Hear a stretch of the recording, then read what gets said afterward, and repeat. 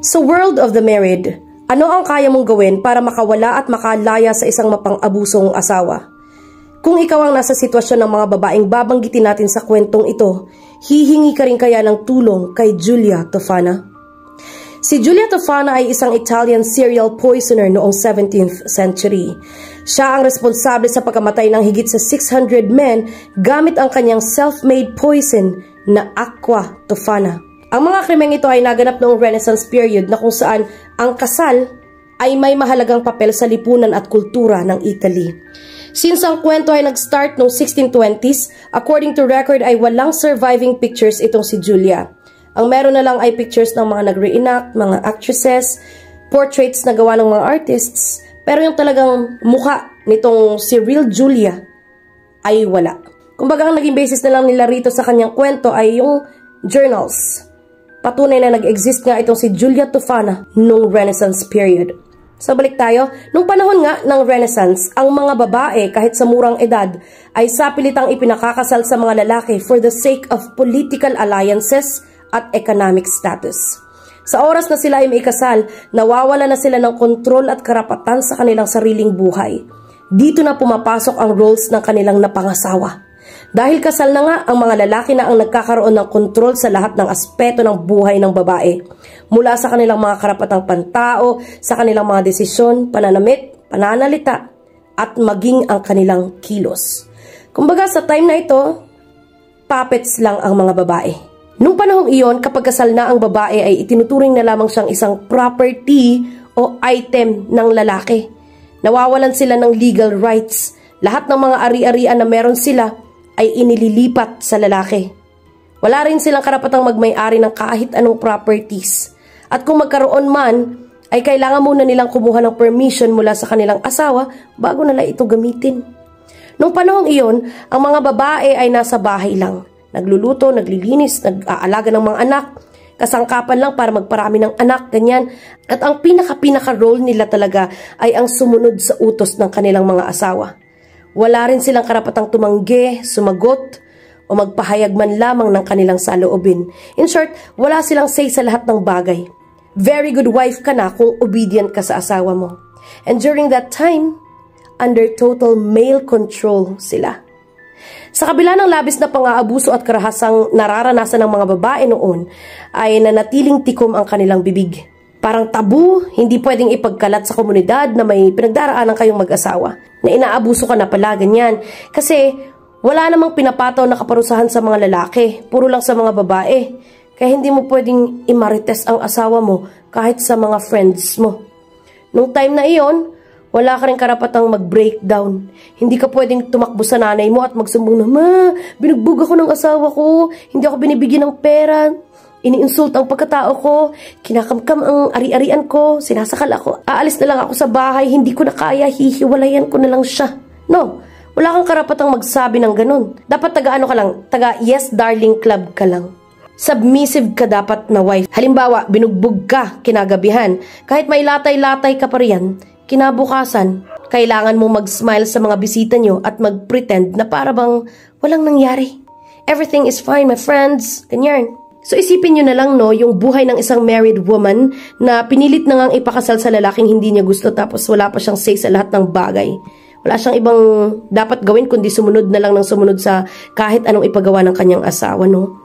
And mind you ha, wala pang divorce noon. Kaya sobrang totally powerless ang mga babae. Wala silang ibang makitang way para makaalis sa ganong sitwasyon. Ibig sabihin, kapag kasal ka, babae ka at kasal ka nung Renaissance period sa Italy, doomed ka. Ayon sa record, ang nanay nitong si Giulia Tofana, na si Tofania di Adamo, ay gumagawa rin daw ng sarili niyang poison at ito ang ginamit niya para patayin ang kanyang asawa na isang abusive man.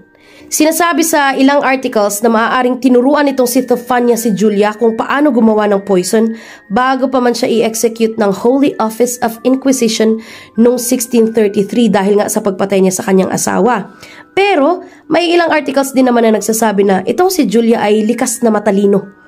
Nagtatrabaho siya kasama ang mga apothecaries. So yung mga apothecaries na ito, sila yung professionals na gumagawa at nagbebenta ng mga gamot, herbs, at iba't ibang remedies sa mga sakit-sakit noong Renaissance period. Sinasabi na nakakitaan nila ng interest itong si Julia dahil inquisitive siya. Tanong siya ng tanong, para saan ito? Anong mangyayari kapag kinumbine ko ito? Para saan ang halaman na ito? Ang substance na ito? Ang chemical na ito? Ganyan.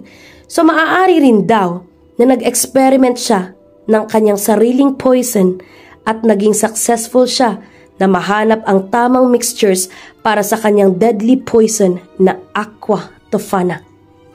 So bakit aqua? Siyempre yung Tofana, apelido na niya. Ito namang aqua means water. So yung itsura ng poison ay parang tubig lang daw. Parang ordinary water, ganyan. Colorless, odorless, tasteless, na sa unang tingin ay harmless.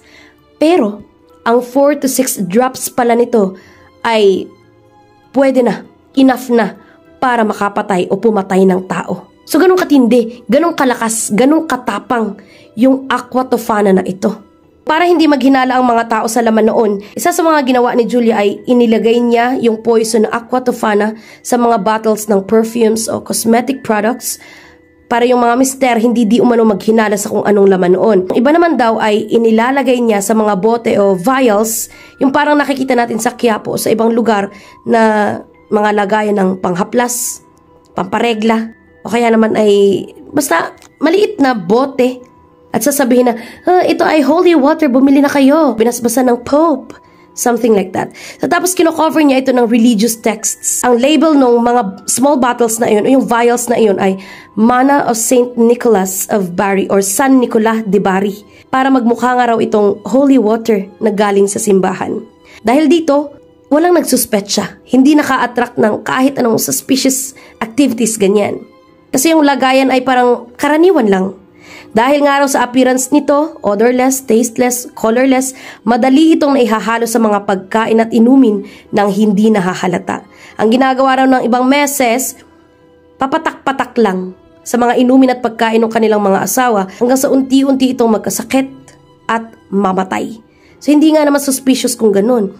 Parang aakalain nilang na natural death ang nangyari. Ang sino mang ginamitan ng Aqua Tofana ay makakaramdam ng symptoms hanggang sa lumala ng lumala. So, ayun, parang nagkasakit ka lang, tapos eventually namatay ka, ganun. Ang tanong, ginagawa niya ba ito for the sake of money alone? Binibenta niya yung Aqua Tofana eh. So the answer is no. Aware itong si Julia sa power and danger ng kanyang Aqua Tofana. Kaya pinipili niya kung kanino ibibigay at ibibenta iyon. Inaalam niya yung mga kwento, ang background ng tao, at once na natuklasan niya na ang humihingi o bumibili ng Aqua Tofana niya ay isang married woman na biktima o trapped sa kanyang abusive marriage, that's the time na binabentahan niya ito. Sinabi niya na ang sole purpose naman daw ng kanyang Aqua Tofana ay ang matulungan ang mga kababaihan na makalaya sa kanilang abusive marriages. At syempre bukod doon ay magkaroon na rin siya ng pera, ganyan. Another question is, may binentahan ba siyang mga lalaki? Oo naman, pero ang primary customers niya nga talaga ay mga babae lang. Kasi kalaunan ay napag-alaman din niya na kaya naman gustong bumili ng ilang mga babae at ilang lalaki ay dahil 1. Kabit sila. Gusto nilang i-eliminate yung original wife or yung husband para sila na yung magkatuluyan. 2. May kabit sila.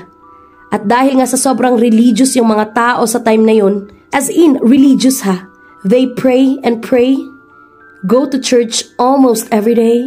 Matindi ang practice nila ng modesty and fidelity. Once na nalaman nilang may kalaguyo ka, katakot-takot na parusa ang aabutin mo sa lipunan at maging sa batas. Kaya nila gustong bumili ng Aqua Tofana ay para nga hindi mahalata na, uy, my jobet or my legal wife or husband is dying. Dahan-dahan ang effect nga, di ba? Hindi sila mahahalata talaga. Ano nga ba ang content ng Aqua Tofana na ito at ano ang effect nito sa tao? Siyempre, poison yan. Walang records na nakapagsabi kung ano talaga yung exact mixture ng Aqua Tofana. Pero ito di umano ay mixture ng various toxic substances katulad ng arsenic, lead, iba't ibang klase ng herbs and substances na maaaring in-extract niya, and also Atropa belladonna or deadly nightshade. Pinaniniwalaan na itong halaman na ito ay gamot sa asthma, common cold, almoranas, Parkinson disease, and many more. Kapag naman daw nasobrahan nito, ay maghahallucinate ka, magdadilate yung pupils mo, magkakaroon ka ng dry mouth and throat, increased heart rate, seizures, fever, and many more. So sa unang drop ng Aqua Tofana, mild symptoms lang daw ang aabutin mo. Kumbaga parang sisipunin ka lang o nagsasapakan yung mga bulate mo sa tiyan, ganyan, manghihina ka, ganon. Sa second drop naman, parang may gastrointestinal issues ka na raw. Magsusuka ka, magtatae, mananakit ang tiyan mo, maninigas, ganyan. Sa third drop, medyo palala ang symptoms kasi wala nang tigil ang pagkulo ng tiyan. Makakaramdam na rin ng extreme weakness, dehydration. Pwede na rin daw mabedridden yung biktima. At sa fourth dose, ito na, organ failure na pwede nang ikamatay ng biktima. So akala ng mga family members, natural death lang talaga yung pagkamatay ng kanilang kapatid, kuya, ganyan. Ang iba namang meses na bumibili nito, paunti-unti lang yung paglalagay nila sa wine or drink or meal ng kanilang asawa. Pero yung iba, yung matindi-tindi ang galit, yung sukdulan na talaga ang galit sa kanilang asawa, talagang binubuhos na nila yung Aqua Tofana. Ang resulta, tepok kaagad si Mister. Mind you ha, yung mga clients niya, sinisiguro nila na sila lang ang nakakaalam ng ginagawa nito si Julia. Kasi kapag nahuli siya, ay huli rin ang lahat ng mga bumili sa kanya. Damay-damay na. Siyempre, para magpatuloy ang business niya at hindi siya mapagkahalataan, nagpatayo na siya ng cosmetic store. Pero naman talaga daw na totoo na cosmetics doon, pero yung nakakakilala kay Julia, alam na kung anong target. Hindi cosmetics, kundi yung Aqua Tofana niya. Sinasabi sa ilang reports na nagkaroon na rin siya ng employees. Naging katulong niya sila para makagawa ng powdered Aqua Tofana na hinahalo literal sa mga face powders and other products since nga may belladonna na intended talaga sa paggawa ng cosmetics. This time, naging very watchful siya. Naging vigilant.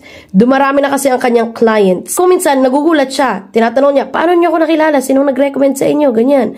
Tapos, nagpapa-background check siya kung legit talaga na ano siya. Inisip niya kasi na baka mga nagpapanggap na inquisitors or investigators, ganyan. Siyempre, pinoprotektahan niya ang kanyang sarili at the same time, pinoprotektahan niya rin ang kanyang mga kliyente. Kaya naman, naghigpit siya sa pagbebenta ng Aqua Tofana. Kung naka-encounter siya ng isang tao na mukhang hindi magpagkakatiwalaan, sinasabi niya, "Oy, doon ka sa far away na lang. No Aqua Tofana for you," ganun. Hanggang sa ika nga, walang sekretong hindi nabubunyag.